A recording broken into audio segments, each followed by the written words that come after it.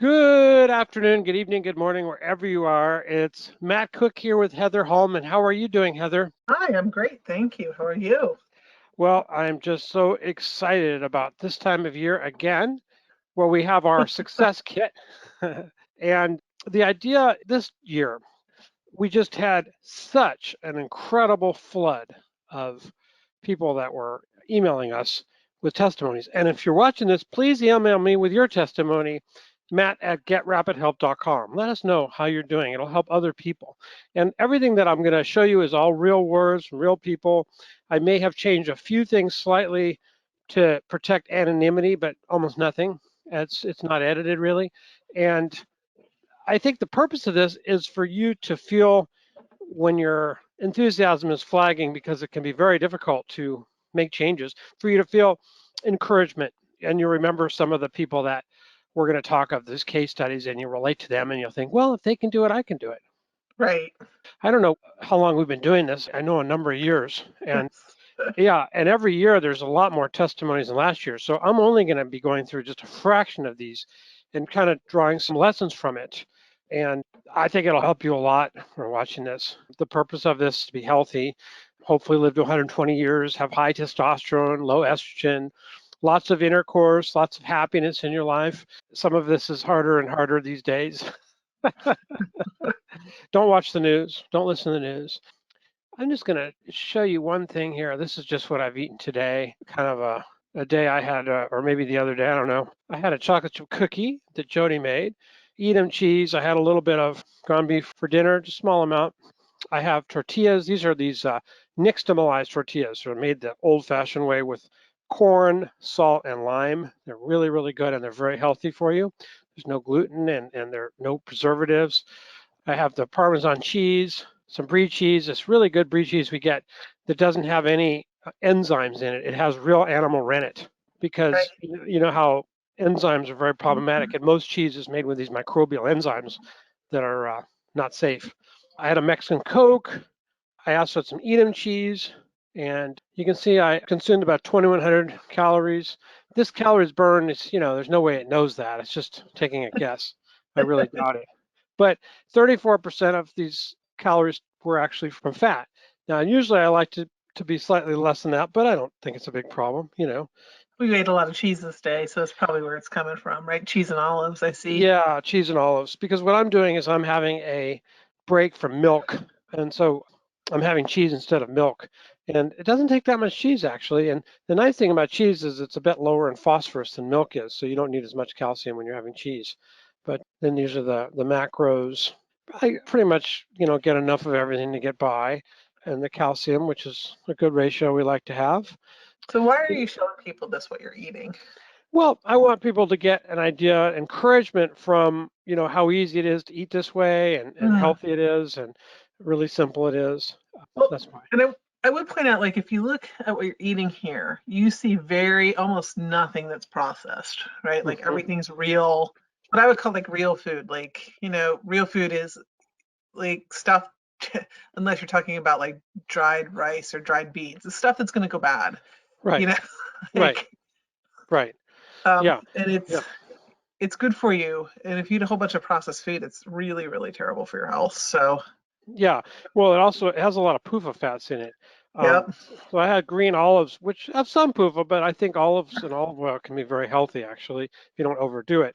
I had them just in terms of processing marshmallows. Actually, these are very good marshmallows. They are really like homemade marshmallows. They're from Whole Foods, and they don't have anything bad in them. They're Right. like actually pretty good.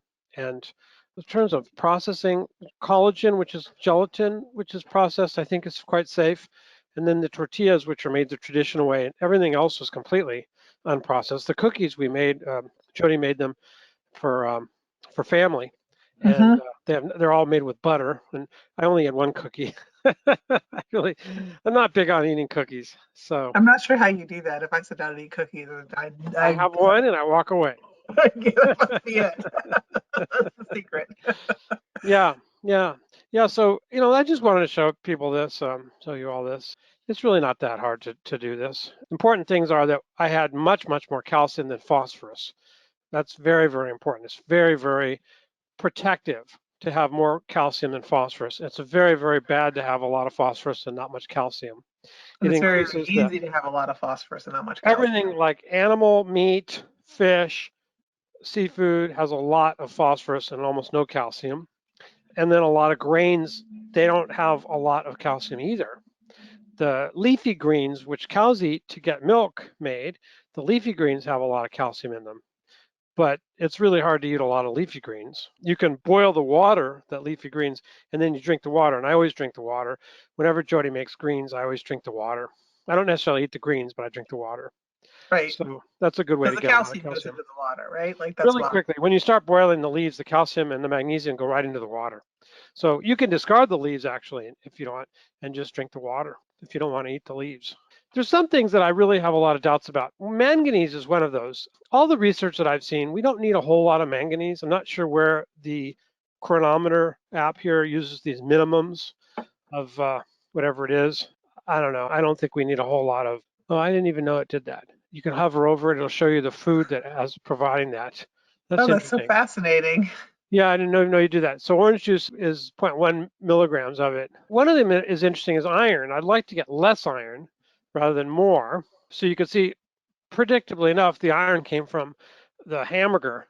But there's iron in orange juice, and there's always iron in any kind of grains. Like in this case, the chocolate cookies were made with flour. We don't get flour with iron in it, but there's a little iron in grains anyway. So Oh, that's interesting. I didn't know that. yeah, yeah, and there's some iron in dairy as well. Not a lot. It's a great thing to eat dairy because it has not much iron. So it'll lower your iron overall if you consume mostly dairy and you were to consume little or no red meat. Eventually, you would have low iron. But it's good to have low iron compared to high iron. It's not good to be anemic, but most all of us have too much iron. Yeah, I didn't realize orange juice would have, all that orange juice I had, which is quite a bit. Show you how much I had. 3 cups of orange juice, which is, what is that? How much is that? 24. A quart is 4 cups, isn't it? Or Yeah, quart is 4 4 cups. cups. So it's almost a quart of orange juice that day. And so that provided me with quite a bit of iron, interestingly enough. And orange juice also has a lot of vitamin C, which can make the iron more readily absorbed. So it encourages the absorption of iron. But I think orange juice is like a superfood. So we'll forgive it having a little a little iron. Let's see if we can see anything here. Niacin. See, espresso, look at that, 4.6 milligrams. So coffee has a lot of niacin in it, especially Interesting. if it's cold brew or some other process that doesn't destroy. I mean, it'll still have it. Espresso will still have it, but you'll get even more from a cold brew.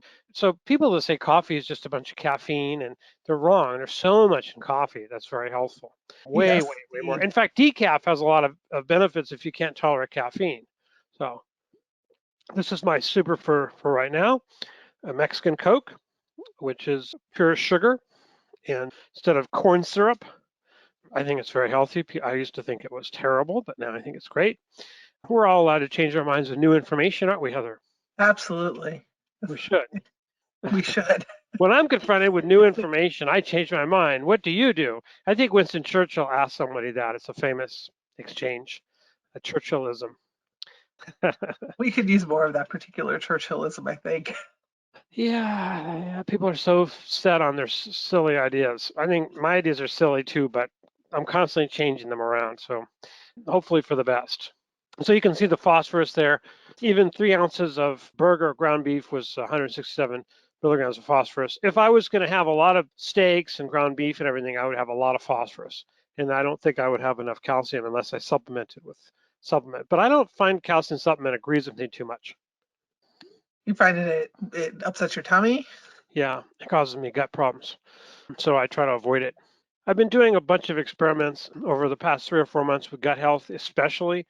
And I find that I'm more sensitive to what's going on now. And a lot of things just cause problems. They probably always were, but I wasn't aware of them. Right. And so I will get a feeling of endotoxin load, which everybody should be alert to.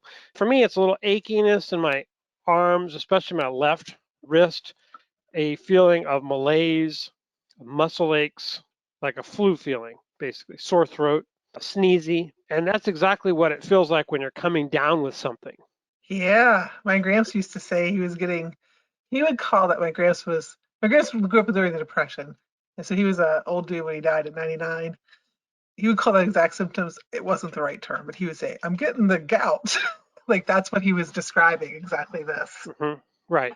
I should come up with a word for it, but endotoxin-ish is what I've come up with. And what I'll do is I'll take what are called TLR, toll-like receptor 4 inhibitors. Aspirin and cyproheptadine are good ones.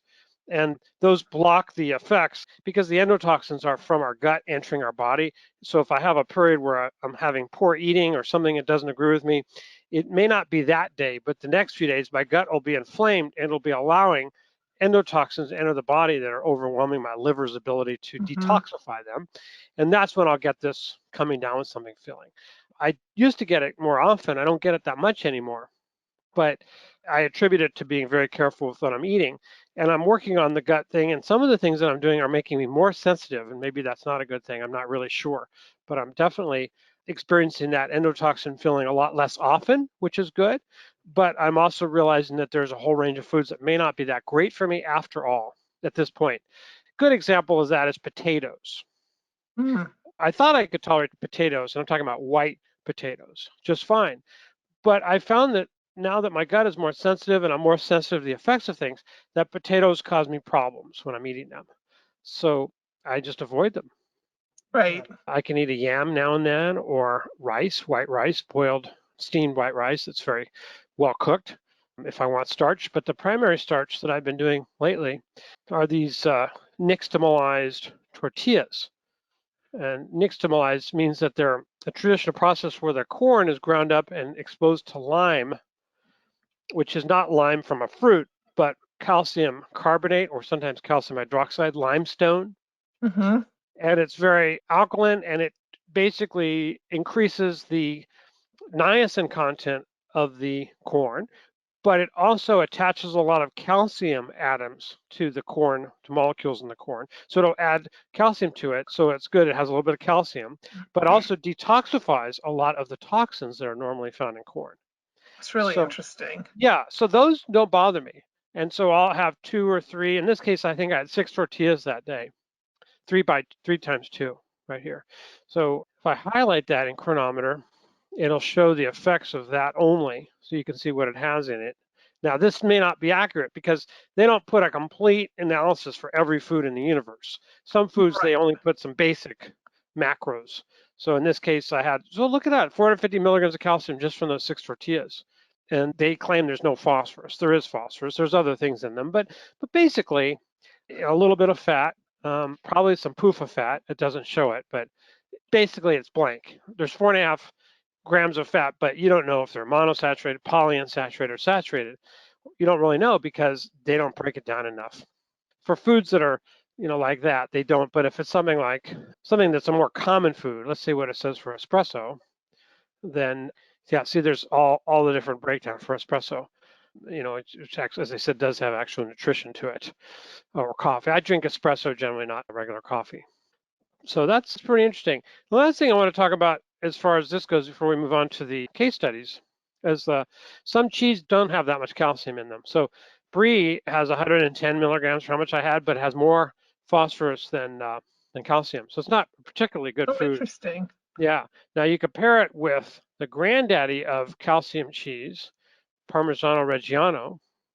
This is for Kirkland, which is the Costco brand, and I actually Hmm. don't get it there, but it's the same.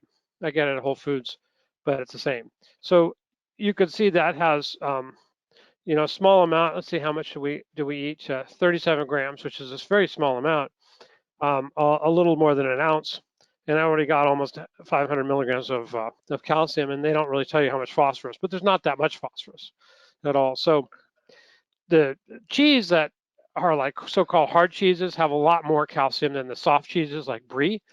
And so you're generally better off having those hard cheeses to get the calcium and get You less can use fat. them as a seasoning almost too in a lot of food. Like, like if you're eating whatever your small port, like some chicken and some white Uh-huh. rice, like Yeah. Parmesan Reggiano makes a great seasoning. Oh, it's great with everything. It's one It of the is. best It's so tasting good. foods ever. Yeah, I know. So if I have chicken, if I don't have enough cheese during the day, I'll eat some Parmesan for dessert.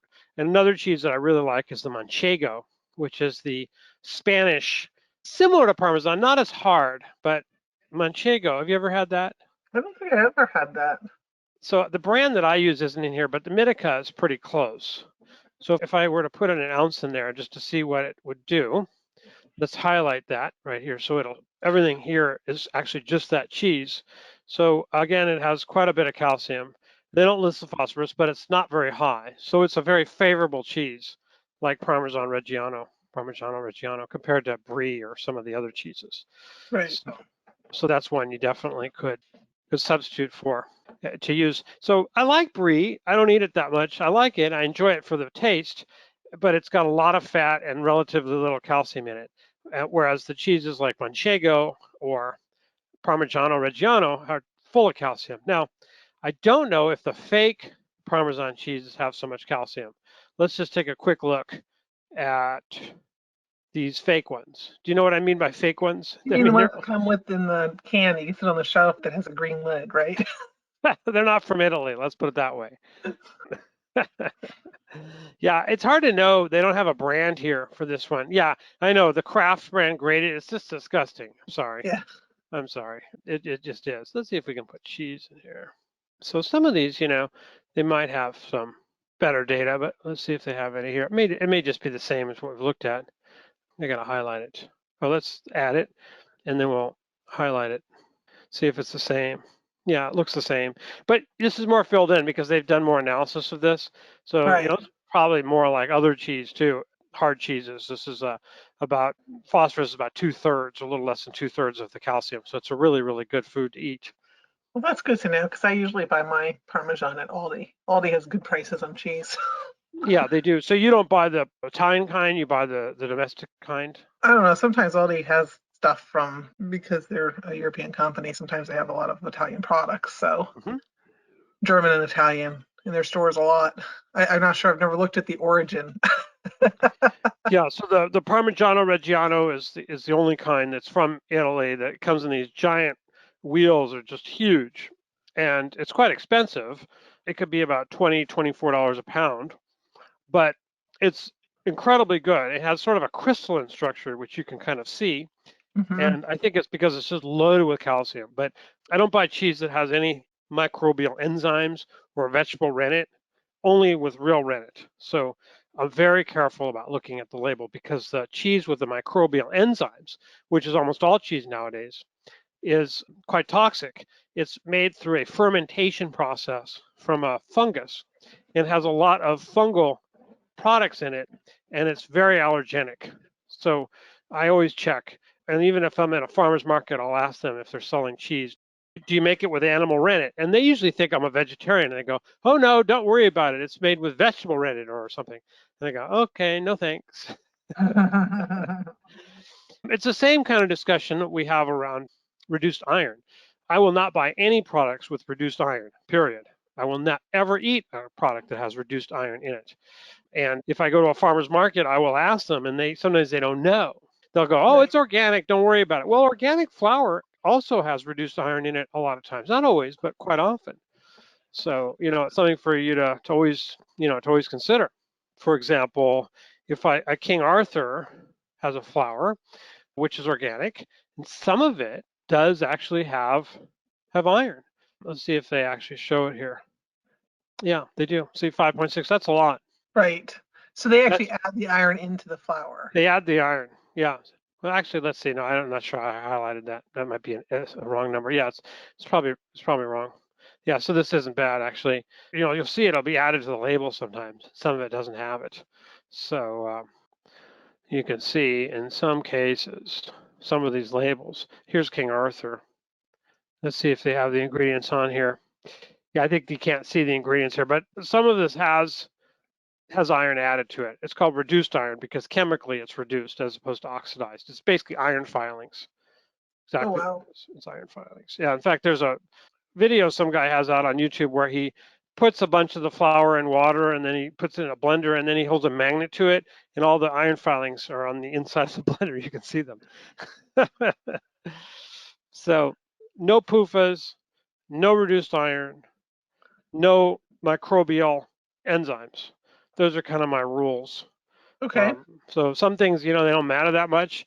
I would say some people, it doesn't matter that much if they have the enzymes. It doesn't bother them. So here's an ingredient that'll say, it'll say reduced iron in this. So this particular flour product. So that's one I would never have. By the way, folic acid is also harmful, but it's only in small quantities anyway. It's very, very small. But I avoid folic acid if I can. Folate, this says folate, but folic acid is a synthetic form of the vitamin. I think it's B9, but I avoid it, but it's not a big deal. I wouldn't eat this because of the reduced iron, but I don't think too many things have folic acid that I would worry about, but I do avoid it. And even in small quantities, it's somewhat dangerous. We have a newsletter that we did on it some time ago. All right, so I'm going to tell you right now that you should talk to your doctor. And I'm not a doctor. Heather's not a doctor. We don't play them on TV. So you you wear the big boy pants. You take your own chances. Life is fatal for everybody. A lot of people are very sick and have a lot of issues. If you do things that we mention, it's at your risk, not ours. And that's basically it. So that's our disclaimer. Try to be blunt.